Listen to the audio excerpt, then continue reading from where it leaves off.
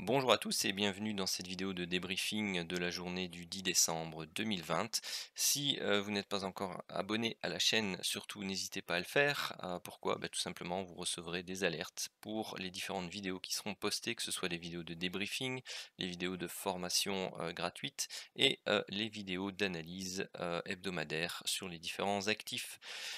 Et bien entendu, afin de m'aider, éventuellement de me remercier, si vous aimez le travail que je fais, eh bien c'est de mettre un petit pouce bleu et éventuellement un commentaire, qui soit positif ou négatif. À partir du moment où c'est constructif, ça fait toujours plaisir et ça aide au référencement de la vidéo.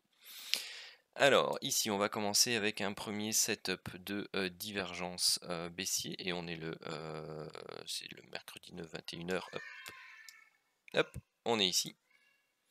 Alors, c'est mieux. À partir de 9h, on n'a pas de setup de divergence active, donc pas de priorité. Ici, nous sommes en zone de range long terme avec une alerte ici King TT à la vente. Donc on pouvait entrer en position ici.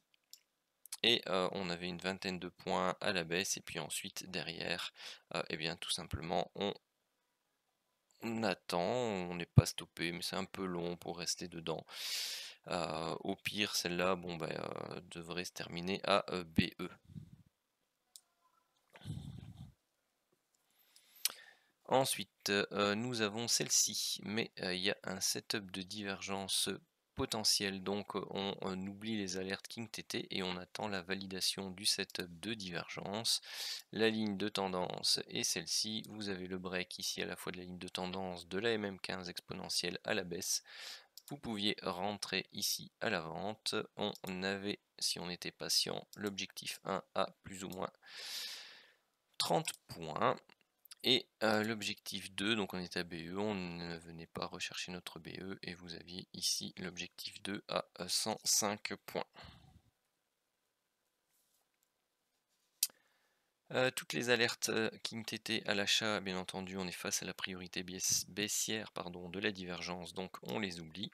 Celle-ci, pareil, jusqu'ici.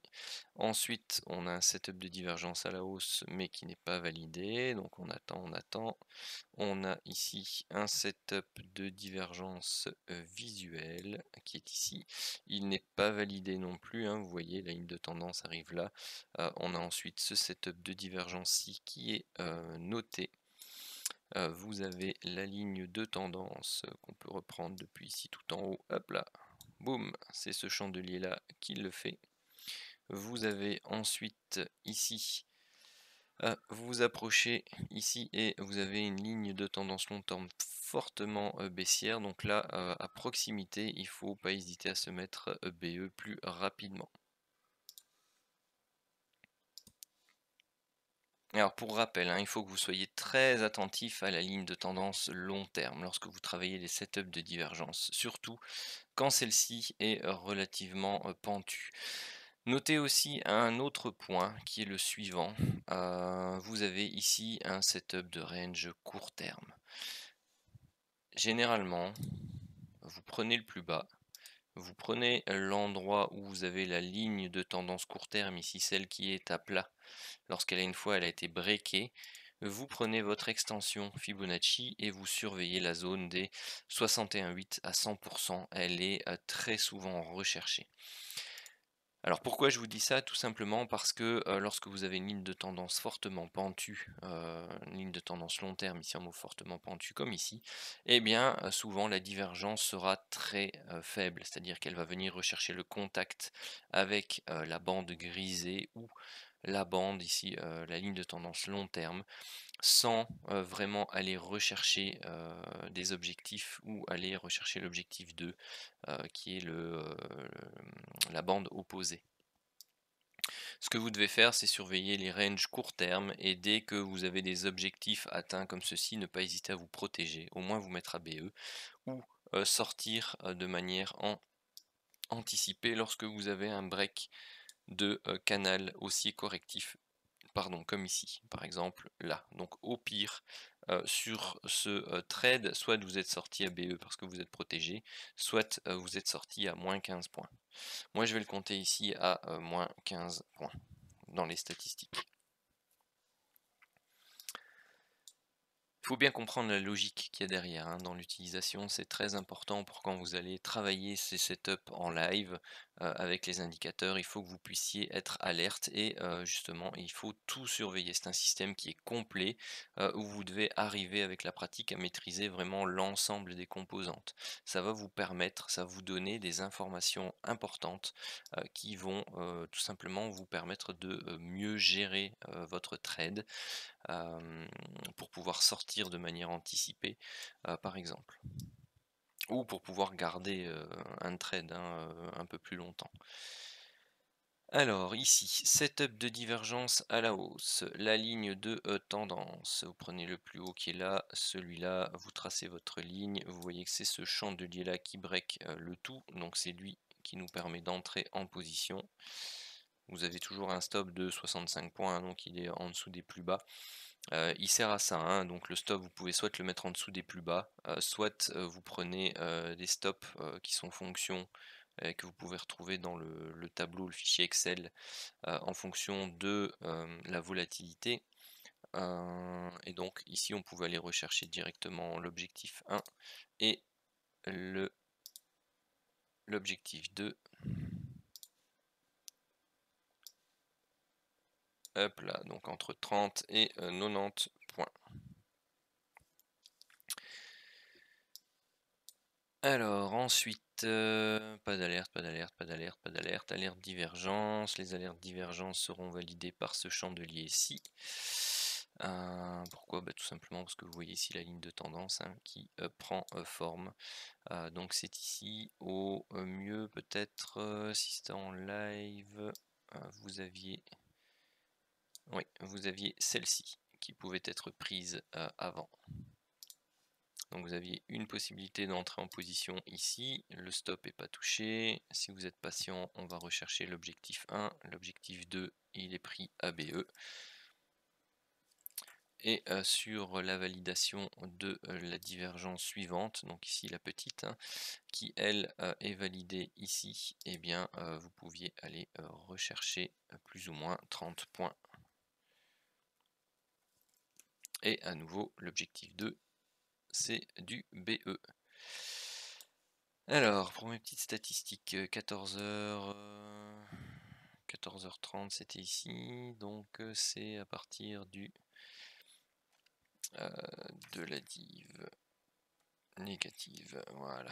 J'essaye de voir un peu dans les derniers débriefings, entre 14h et 17h30, un peu le type d'alerte que l'on a, et pour voir si on a la grande majorité des points faits entre 14h et 17h30, tout ça pour m'aider, pour moi, dans mes différents challenges et mes périodes de trading.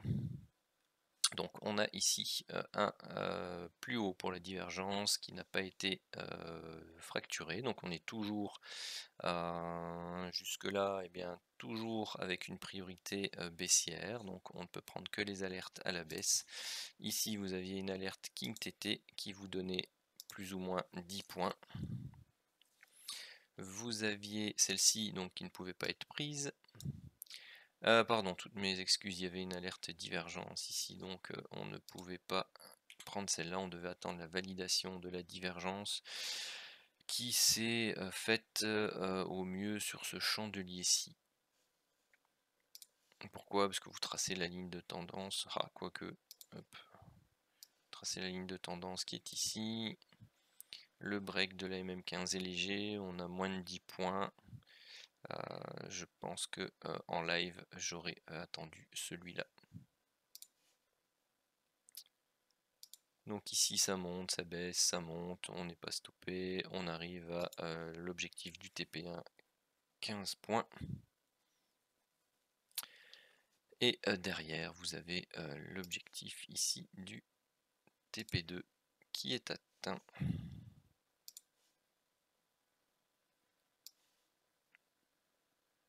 à 80 points. Vous avez ensuite un autre setup de divergence. Alors voyons voir à quel endroit pardon, il aurait été validé. Sans doute celui-là. 8 points, bon, c'est léger, mais C'est fort hésitant, de toute façon dans cette zone, si on avait dû le prendre, ça aurait été ici au plus tard, ici. Vous avez le droit d'hésiter hein, sur les setups.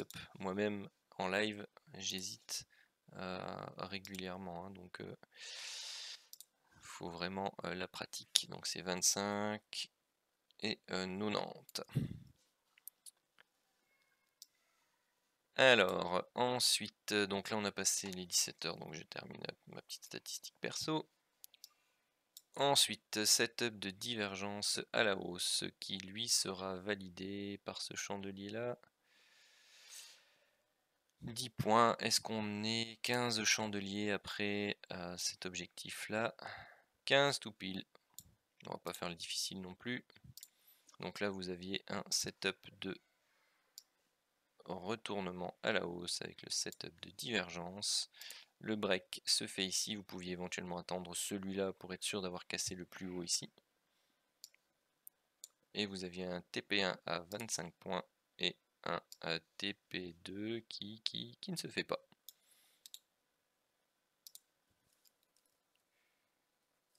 Et donc c'est une sortie ABE, sauf si vous êtes sorti de manière anticipative. Alors ici, on est dans la zone haute, on est en zone de range long terme. Quand on est en zone de range long terme, on prend les achats dans la partie basse, ici. Donc celle-ci, on ne pouvait pas la considérer, celle-ci non plus, même si vous êtes en setup de divergence à la hausse. Vous aurez remarqué ici le double top, hop, qui est breaké ici, pullback, et ensuite on va rechercher son objectif. Quoi qu'il en soit, nous suivons la méthode alerte King TT à la hausse dans un setup de divergence à la hausse, toujours à ce moment-là, donc on pouvait entrer en position et on se fait stopper ici à moins 65. Bon, après, il y avait possibilité de sortir avant. Hein. Pourquoi? Parce que vous aviez ici le range court terme qui définit ici votre zone. D'ailleurs, vous pouvez le voir quand vous avez l'habitude, hein, votre zone, votre box. Vous cassez la box, vous pouviez sortir ici de manière anticipée à moins que... Hop, vous pouviez sortir ici hein, autour des 30 points.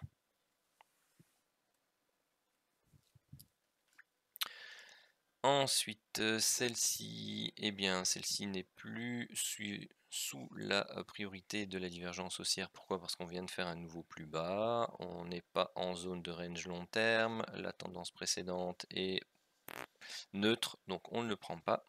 Il faut qu'elle soit haussière pour pouvoir entrer en position. Vous avez la même chose sur celle-là, et puis vous aviez des setups de divergence ici en haut. Et donc vous deviez attendre la validation de ceci par le break de cette ligne de tendance qui se fait par ce chandelier là.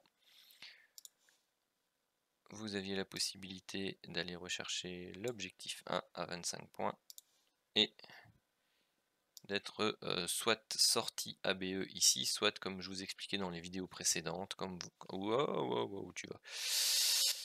Quand vous avez, donc vous voyez hein, tout au-dessus les pointillés bleus, la ligne de range long terme qui est active, donc vous avez la possibilité de laisser votre stop ici en dessous et de laisser un peu plus de mou à votre trade, et donc le contact avec la borne opposée se faisait ici. Donc c'est 25 points et 105 de possible. Si vous ne l'aviez pas fait et que vous étiez sorti ABE, vous aviez la possibilité, et ça arrive très fréquemment lorsque c'est une reprise haussière, vous avez un setup de range, un setup King TT à l'achat qui vient confirmer la reprise haussière, et donc vous avez la possibilité d'entrer ici, soit d'aller rechercher son objectif à plus ou moins 50 points ici, soit eh bien, si vous n'étiez plus dans le setup de divergence, considérez que c'était votre position pour le setup de divergence, et donc essayez d'aller rechercher l'objectif du TP2. Ça, ce sont des petites astuces en plus. 21h30 se situe